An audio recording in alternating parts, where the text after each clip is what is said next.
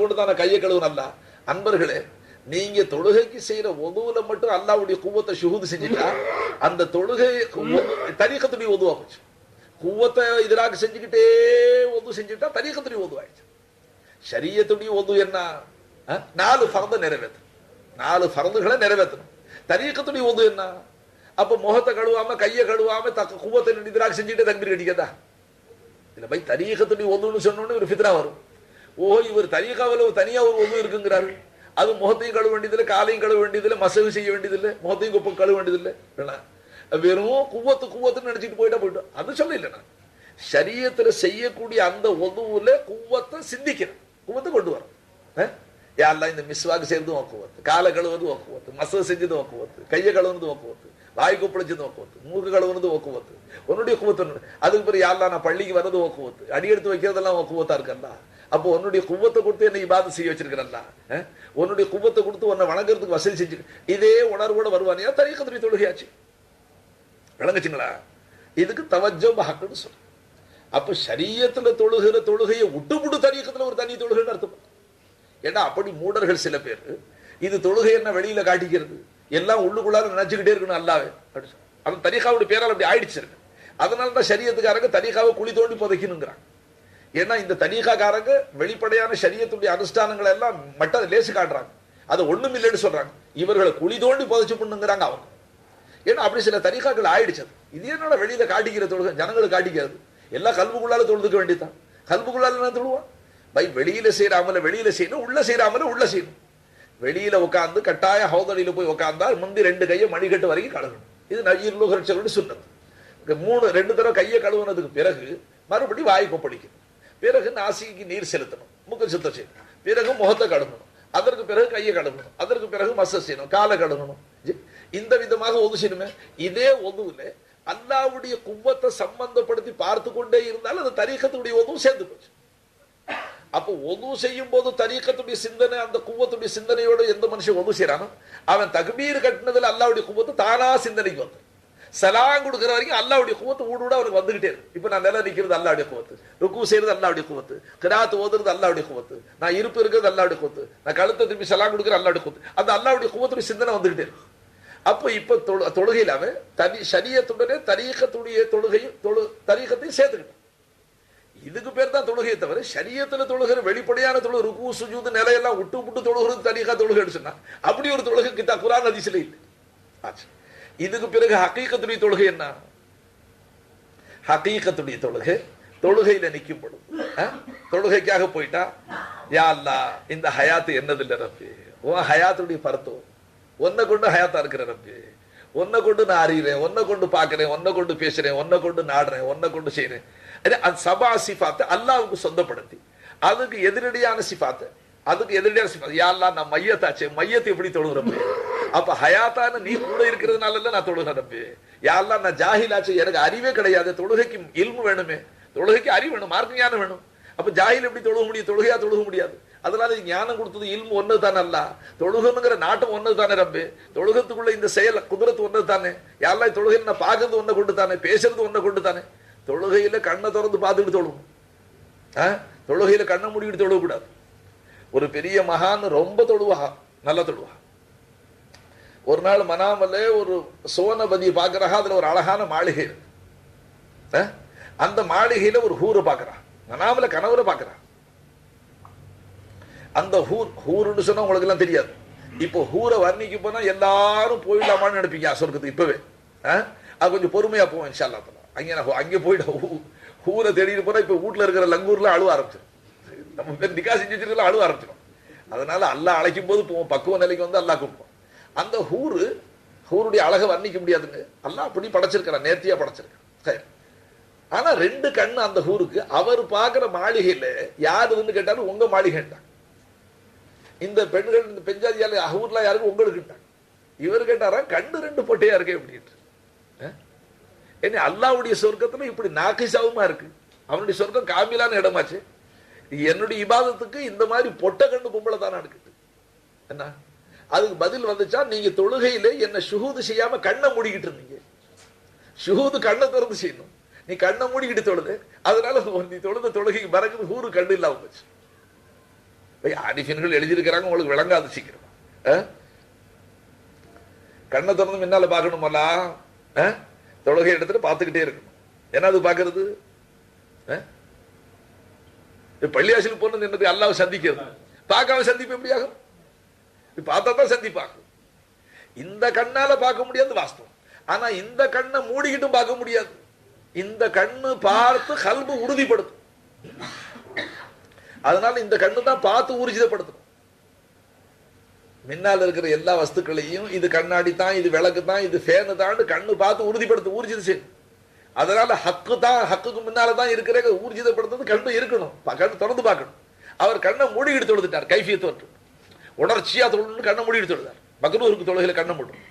அதனால இந்த மகான் கனவுல பார்த்தா அவருக்கு கிடைச்சிருக்கிற ஹூரு கண்ணு இல்லாம இருக்கு. ஆசிரியக்கெல்லாம் பேச்சு இடையில வந்துச்சு. அதனால தொழுகையில கண்ணை திறந்து நல்லா மௌலாகும் முன்னால நில்லுங்க. மௌலாகும் முன்னால் நிக்கிறேங்கிற உணர்வோட நில்லுங்க. ஏசான்னு சொன்ன என்னமல்ல மஜிசாம். ஏசான் என்ன பட்பன்னு சொன்ன ரீல் ஓடிக்கிட்டே இருக்கு. ஷாபாஷ். என்ன அப்படின்னா ஹக்க நாம தரிசிக்கணும், அல்லது ஹக்கு தாலா நம்மளை பார்க்கிறாங்கிற உணர்வுல இருக்கணும். இந்த ரெண்டுல ஏதாவது ஒரு நிலை இருக்கணும். தொழுகையில எஹ்சானுடைய தர்ஜா அடையும். என்ன ஜிப்ரீல் அலைஹிஸ்ஸலாம் வந்து மல் இஹ்சானு யா ரசூலுல்லாஹ் அப்படி கேட்டாங்க. அல் இஹ்சானு அன் தஅபுதல்லாஹ் கஅன்னக தரா. உங்களுடைய இஹ்சான் என்ன? அல்லாஹ்வை நீங்க பார்ப்பது போல வணங்குறது.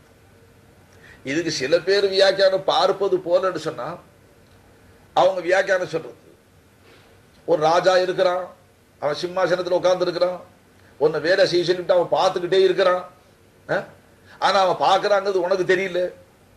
அப்படி வியாக்கியானம் இல்லை. ஸல்லல்லாஹு அலைஹி வஸல்லம் சொன்னது அந்த அபுதல்லாஹ் அன்னக தரா, நீங்க அல்லாஹ்வை பார்ப்பது போல வணங்கு. அந்த நிலை உங்களுக்கு சாத்தியம் இல்லை. வயில்லம் தகும் தராஹு, நீங்க அவனை அப்படி பார்க்கவில்லை ஆனால் ஃபைன்னஹு யராக, திட்டவட்டமா அவன் உங்களை பார்த்துக்கிட்டு தான். அப்ப இந்த ரெண்டு நிலைக்கு பேரு இஹ்சான் சொல்றது. பார்ப்பதும் பார்க்கப்படுவது.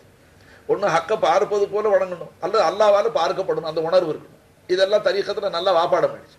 இப்ப தரீக்கத்துடைய தொழுகைன்னு சொன்ன அர்த்தம் ஷரியத்துடைய தொழுகைக்கு மாத்தமா தொழுகிறதா? அந்த தொழுகையில இஹ்சானுடைய நிலையில வந்து தொழுகணும்.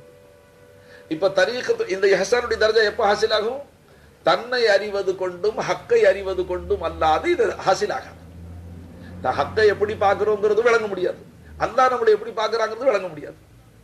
இப்ப எல்லாரும் அப்படிதான் வழங்கிட்டு இருக்கிறான். அல்லாஹ் தால 7 வானங்களுக்கு மேல அரிசியில உட்கார்ந்துக்கிட்டு அல்லாஹ் பார்த்துக்கிட்டு இருக்கிறான். அரிசியில இருந்துகிட்டு அல்லாஹ் பார்க்கறான். உட்கார்ந்துக்கிட்டுன்னு சொல்லாம அரிசியில இருந்துகிட்டு அல்லாஹ் பார்க்கறான். வழங்கி சொன்னார். அதுல இவனுக்கு கொஞ்சம் தைரியம் வந்து சமயத்துல பொழுதுனைக்கு என்னையே அல்லாஹ் பார்த்துக்கிட்டு இருப்பான். கூடவே இருந்து உன்னை பார்த்துக்கிட்டு இருக்கிறான். பொழுதுனைக்கு என்னையோ பாப்பான்னு கேட்டான். அல்லாஹ் பாதுகாப்பானாக. விளங்குச்சுங்களா? அப்ப இப்ப ஹகீகத்துடைய தொழுகை என்ன? சபா சிஃபாத் சிந்தனையில கொண்டு, யா அல்லாஹ் ஓ ஹயாத், ஹயாத் ஒன்னதல்ல, இல்மு ஒன்னது, இராதா ஒன்னது, குதிரத்து ஒன்னது, சமாத்து ஒன்னது, பசாரத்து ஒன்னது, இந்த கலாமு ஒன்னது. நான் வெறும் ஆளுறப்பே இவ்வளவு ஒன்னதை கொடுத்து இபாதத்து செய்ய வச்சு காம் அல்லாக்கா நாம் பந்தேக்கா வேலை என்ன ஒன்னதா இருக்கு. அந்த அஜர் எனக்கு கொடுத்துரு. பேர் ஏன் பேர் போட்டு நான் தொழுதேன்னு சொல்றல்ல, நீ சொன்னாலே வெக்கமா இருக்கிறப்ப எங்க இருக்கிற நான். அப்ப அந்த நிலையில ஒரு மனுஷன் வந்து சிஃபாத்தின் பக்கம் முத்தவஜ்ஜான தவஜ்ஜோ சிஃபாத்தி ஹக் அதையும் சேர்த்து கொள்வானியானால் ஹகீகத்துடைய தொழுகை. அதுக்கு மேலே இன்னும் போய் மாரிஃபா காரங்க தொழுகைன்னு சொல்றாங்க. மாரிஃபா காரங்க தொழுகைன்னா இப்போ ஜனங்க என்ன கருத்துல கொண்டாங்க? அதுல நில நிக்க கூடாது, ருக்கு செய்யக்கூடாது, சஜிதா செய்யக்கூடாது, உட்கார்ந்துக்கிட்டே சோம்பேறிகள் மாதிரி அல்லாஹ்வை திக்ர் செஞ்சுக்கிட்டே இருக்கணும் அப்படின்னு நினைக்கிறான் சில பேர். அப்படி அல்ல, அது கியாமத் தண்டனை கிடைக்கும். ஷரியத்துல இருக்கிற அந்த தொழுகையத்தான் தரீகத்துல குவத்தை இஸ்திஹ்தார் செய்யணும். ஹகீகத்துடைய தொழுகைன்னு சொன்னா அதுக்கு அர்த்தம் என்ன? சிஃபாத்தையும் சேர்த்துக்கணும். மாரிஃபத்துடைய தொழுகை என்ன சொன்னோம்? தன்னுடைய வஜூத நஃபி செய்யணும். ஸலாத்தே ஆரிஃபா தர்கே வஜூதஸ்த். ஆரிஃபீன்களுடைய தொழுகை, தொழுகையில தன்னுடைய வஜூத நஃபி செஞ்சிடும். நான் இல்ல ஹக்கு மௌஜூதுங்கிற உணர்வு வரும். இது ஸலாத்தே ஆரிஃபா, மாரிஃபத்துடைய தர்ஜாவுடைய தொழுகை. ஹத்தாகி ஆரிஃபீன்கள் அஸ்ஸலாத்து நிஸ்யான் மாசி வல்லா, தொழுகை தொழுகை என்றால் மாசி வல்லாவை மறந்துறதுக்கு பேரு தொழுகைன்னு சொல்லிவிட்டார். நீனும் மாசி வல்லா தான், நீனும் மாசி வல்லா தான். அப்ப தொழுகையில நிற்கும் போது தன்னை மறக்கணும். தன்னை மறக்கணும்னு என்ன அர்த்தம்? தன்னை மறக்கிறதுனா என்ன அர்த்தம்? நான் இருக்குங்கிற உணர்வு போய் அல்லாவுடைய உணர்வை மிகப்படுத்தணுமா? உஜூதும் அல்லாவது, சிஃபாத்தும் அல்லாவது, குவத்தும் அல்லாவது, எல்லாம் அவன் தான் இருக்கு. இவ்வளவு அல்லாஹ் கொடுத்து என்ன தொழுக வச்சு அல்லாஹ் பாக்குறான். இந்த இபாதத்தை பார்க்க அல்லாஹ் பிரியப்பட்டான். இதை நபியை செய்ய வச்சான். அந்த நபி செஞ்ச வணக்கத்தை கியாம நாள் வரைக்கும் பாக்குறதுக்கு அவங்களுடைய உம்மத்தினர்களை நம்மள அந்த செய்ய வச்சு அல்லாஹ் பாக்குறான். பார்த்து மகிழ்றான் தான்.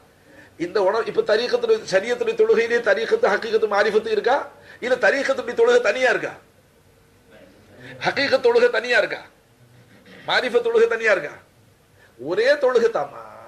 ஆனா இப்ப நம்ம பேர்ல கெட்ட பேர் என்ன சொல்றாங்க ஜனங்க? இவங்க எல்லாம் மாரிஃபாக்காரங்க தொழுவ மாட்டாங்க, மாரிஃபாக்காரங்க தொழுவ மாட்டாங்க.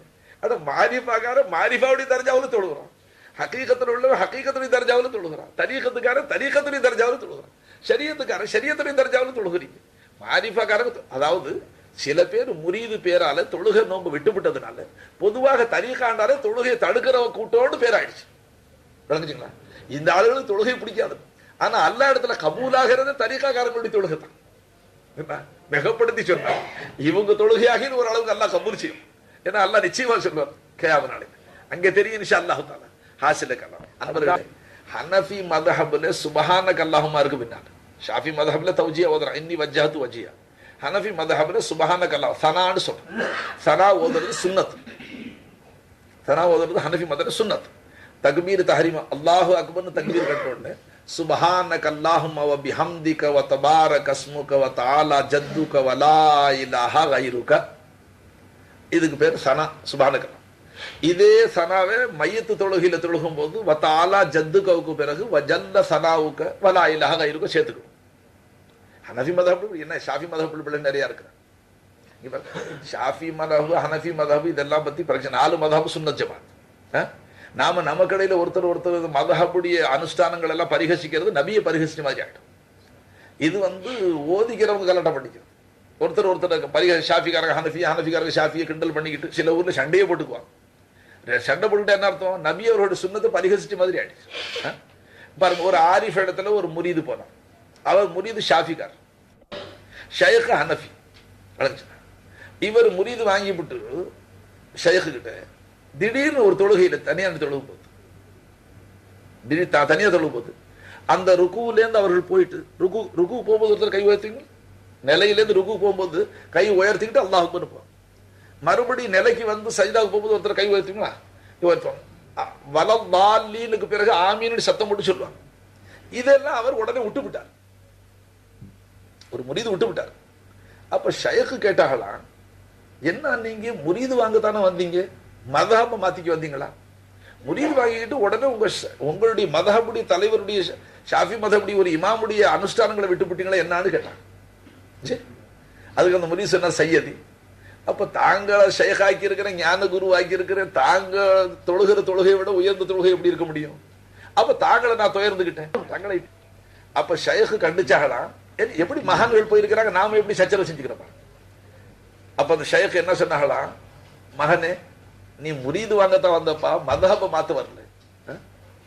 உன்னுடைய மதஹபுல ஷாஃபி ரஹமத்துல்லாஹி அலைஹி அவர்கள் சொன்னபடி நீ ஆமீன் சத்தம் போட்டு சொன்னதும், நீ தக்பீரை நாங்க கட்டுறதுக்கு மாத்தமா நீ நெஞ்சில வச்சு கட்டினதும், நீ இடையில கையை உயர்த்தினதும், இதுவும் இருலோக ரட்சகருடைய செயல் என்று தானே அந்த இமாம் அதை கடமையாக்கி இருக்கிறாங்க. அப்போ நீ இன்னைக்கு ஷைக்குக்காக வேண்டி நபியுடைய சுன்னத்தை விட்டுவிட்டு நீ ஓ மதஹப் படிக்க அமல் செய்ப்பாடு சொன்ன.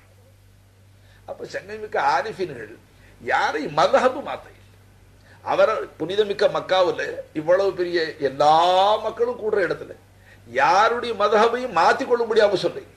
அவங்கள்ட்ட சட்டத்திட்டங்கள் எவ்வளவு மாத்தமா இருந்தாலும் எல்லா அவங்கவுங்க மதஹப் படிக்க அவங்க அனுசரிச்சு, ஏன்னா எல்லா முறையும் நபி அவர்கள் செஞ்ச முறையாகத்தான் காட்சி அளிச்சு. அதனால இதுல ஒருத்தர் பரிகசிச்சா, ஷாஃபிகார ஹனஃபியை பரிகசிச்சா என்ன அர்த்தம்? அவன் நபியுடைய செயலை பரிகசிச்சான்னு அர்த்தம். எல்லோக ரட்சகருடைய சுன்னத்தை கிண்டல் பண்றான்னு அர்த்தமாச்சு. அல்லது ஷாஃபிகார ஹனஃபிகார கிண்டல் பண்ணாரு, அதுவும் அப்படித்தான். சில ஊர்ல ஷாஃபி ஹனஃபி சண்டையே நடந்திருக்கு. இதெல்லாம் நம்மளுடைய துரதிஷ்டம்னு சொல்றோம். ராசிலுக்கெல்லாம் அது ஒரு பக்கம் போச்சு. நான் என்னத்துக்கு சொல்ல வந்தேன் இந்த பேச்சு? ஹஸரத் இல்லம்மா, டிவிஷன் துனியாவில் எல்லாம் கொடுக்கறான், அதுல சனா ஓதுறத பத்தி சொல்ல வந்தேன். நீங்க ஹனஃபியா? அதான் விட மாட்டேங்க.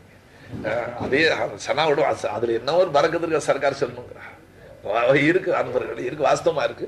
இப்ப அதை பத்தியே விவரிச்சுட்டு போனாமா, சனா ஓதாத பிள்ளைகள் ஷாஃபிக்காரங்க இருக்கு. அசரத்து அவங்க ஓதுற சனாவை பத்தி சொல்றாங்க, நாங்க ஓதுற இன்னி வஜ்ஜகத்தை பத்தி சொன்னா எவ்வளவு கைஃபியத்தா இருக்கும். சனா வந்து குரான்லயே இல்ல, இன்னி வஜ்ஜகத்து குரான்ல உள்ள ஆயத்து.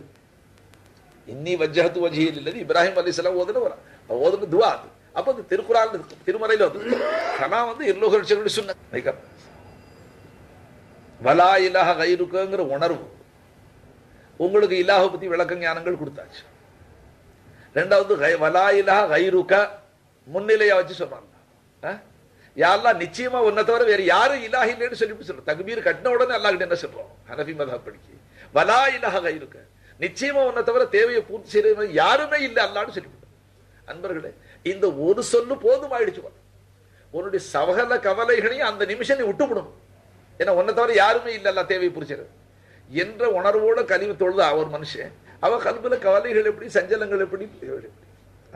அன்பர்களே,